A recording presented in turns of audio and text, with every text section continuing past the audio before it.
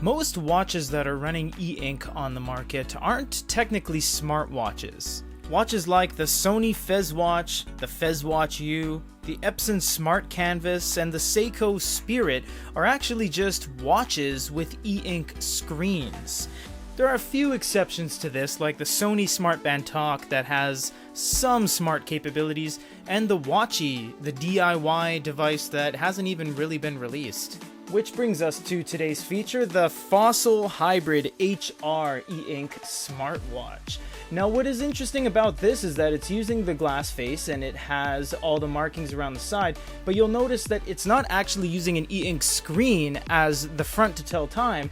It's a watch with an eInk backdrop. Whether the eInk screen is on or off, it's still a watch through and through. It has a nice rubber band, replaceable stainless steel body. It's very nice overall, but there's an added bonus of having the circular 1-odd-inch eInk backdrop screen. So we're just going to look at what all these buttons do and everything. If you press the middle here, it will slide everything to the little left and right 9 and 3 mustache here, so you can see all of your notifications. If you pair it with your phone, notifications will start to pop up. If you press up or down respectively, you will navigate up and down. You can press the center button to say OK, and the gears move it back to the time it was before. Now you have the weather, steps, heart rate, and the date. You do have a heart rate monitor at the back that flickers green when it touches your skin, of course, but you have to have something touching the sensor to do that. Now you do have the center button here. Pressing it once goes to the notifications as we showed you. Pressing and holding it brings you to the settings. So if you click on settings, we'll just go through all these so you can see it. It is do not disturb, always off, always on, heart rate on or off. You have the front light on or off, that will show you in a little bit. Unread notifications on or off. Disconnected icon, vibration medium, and dial info on. You can change all this respectively. You can change the intensity of the vibration via the vibrator inside. You can change the icons on or off. It's just standard settings toggles that you can change anytime you want. Press and hold goes back. You can go up to the home menu right there, or you can keep looking at the settings. We have about, this will just show you the serial number and the software number. You can always go to your phone's application to change all that stuff. Now you have Ring My Phone as well, which is kind of cool, because if you ever do lose your phone, we'll put the phone right there, you can actually just click this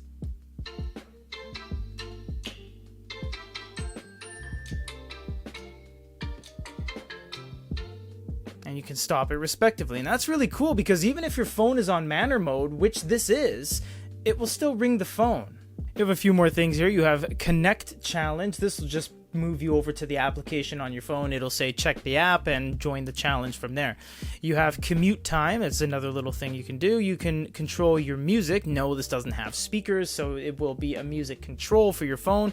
Change your notifications, and Stopwatch. Now what I don't like about this watch compared to, say, a Fitbit or something, the stopwatch and the countdown and all that, which are pretty common features, are pretty heavily buried in this phone. You have to go through a lot of steps to start them.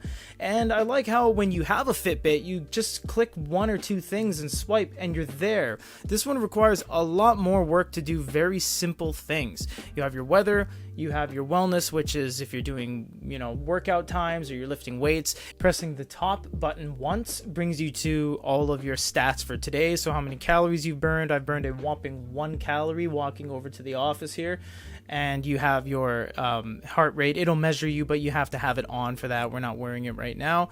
And then you can press that to go back. Pressing the bottom one once will start the music player. You go ahead down to play, press OK, and that'll start playing your music on your phone or your headphones or whatever you have hooked up to your device. Let's talk about the application now. Now, it's not 100% crucial you use this, because you could just use the watch as a regular analog watch with an eInk screen in the back. That's fine. But this allows you to track all your things. Now, don't judge me on any of these numbers. I'll only use the watch to get a handle on it, not anything on a personal level, so these numbers don't mean much. You can set yourself challenges and goals here, and you can also customize all the buttons. So you saw as we had workout mode, wellness dashboard, music control, all these buttons can be changed accordingly to whatever you want them to be. You can swipe to change the presets, so daily, fitness, or travel. You can delete them, apply them, or just make your own. Now you do have some alerts, calls and messages, apps, etc. You can add your own as well, and your profile is going to be everything right here. So you can see that's me, my battery's 44%. Now interesting about this device is that they say that the watch only lasts 2+ weeks, but you know what? If you don't have it connected to your phone, it lasts a long time, like nearly a month. And I just want to put it out there that it lasts way longer than advertised. Connected to your phone, constantly updating, constantly synchronized, glow light on the back, it will last less than 2 weeks. So it does depend on your workload. You do have some additional things down here like set goals, workout detection, preferred units, connected apps, opt into certain things, and about. Now, you know what? That's pretty much it. There isn't a whole lot to this watch. It is a very beautiful watch. It's well built, it's well designed, it looks fantastic, and it has removable bands. It's made with really good materials, and it suits basically anybody. It can look as classy as you want, it can look as casual as you want. If you don't like the bands, you can buy cheap ones on AliExpress. You can buy official ones from the website. I mean, you can keep this thing for a very long time, and the parts are removable and replaceable. The only thing that I don't like about this is that, yes, it is always using that backdrop. Now, that's the whole point. It is using eInk, but it's not using eInk as the foreground. It's the background, meaning you always have those watch hands in the way. And I understand that's the way they were approaching this, so it has to be respected. And even though this is a smartwatch, it is still limited in functionality because of the screen. The screen can't display things in the way like a regular square screen can. Everything has to be conformed to the circle. Everything has to be limited and catered to a circular experience rather than a conventional rectangle or square.